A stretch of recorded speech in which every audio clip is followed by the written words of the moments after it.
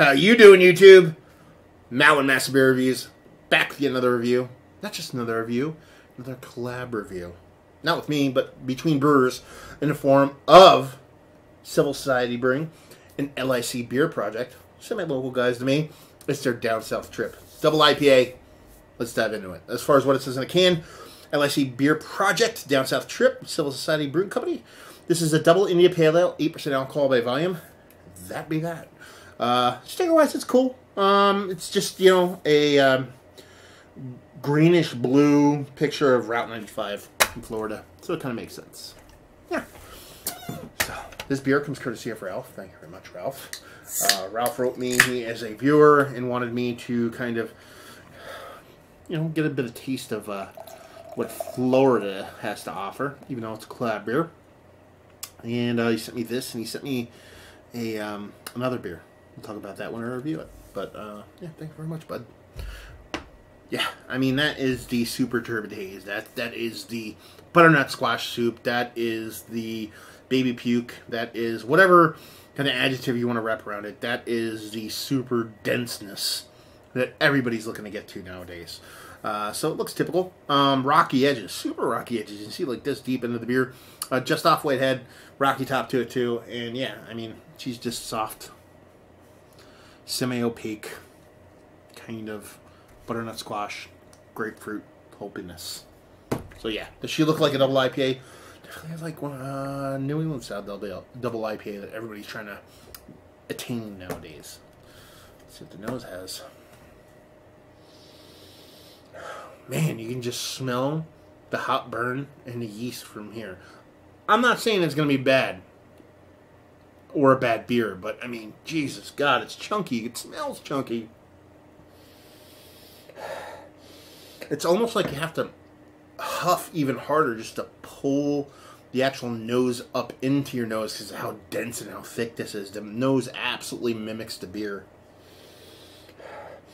There's a candy thing, like a weird kind of Werther's Original caramel thing kind of floating around in the nose for me. I don't know. So, I'm getting settle hop kind of dankness, but it's like almost like fresh hops. Like, not even fresh hops. It's like mushed pelleted hops. That's the nose I'm getting. Then I'm getting like this yeast kind of vibe. If you ever huffed on like a fucking yeast starter or something like that, I'm getting that kind of mixed in there. Then I'm getting that kind of Werther's Original thing, which could be a butterscotch thing, which could be a negative thing. I don't know. But she just smells thick. Thiiiccc. Thick. So, yeah. She looks the part of something. She smells like something. Let's see what she tastes like. Cheers.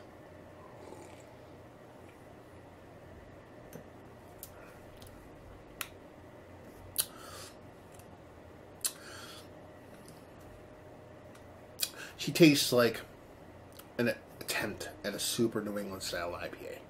That's what it tastes like. Super dense, super thick. To the point where the yeast could, I don't know, tell you a story. It's that alive, that thick, that dense.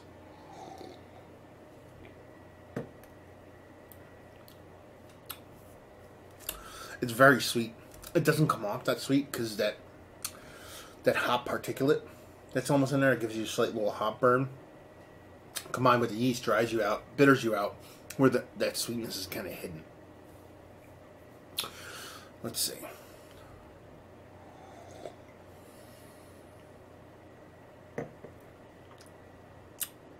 There's fruits in there, and there's like weed in there, but it's so muddled and so dense, it's so thick.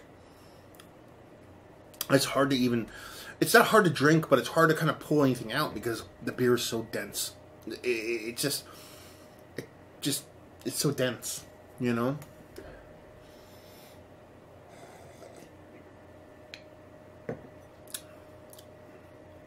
It's like, you don't want to poop on a beer. But this is just what everybody's trying to do, without trying to do the things that the people who make these beers really nice actually do. It's just coming off way too chunky, way too thick.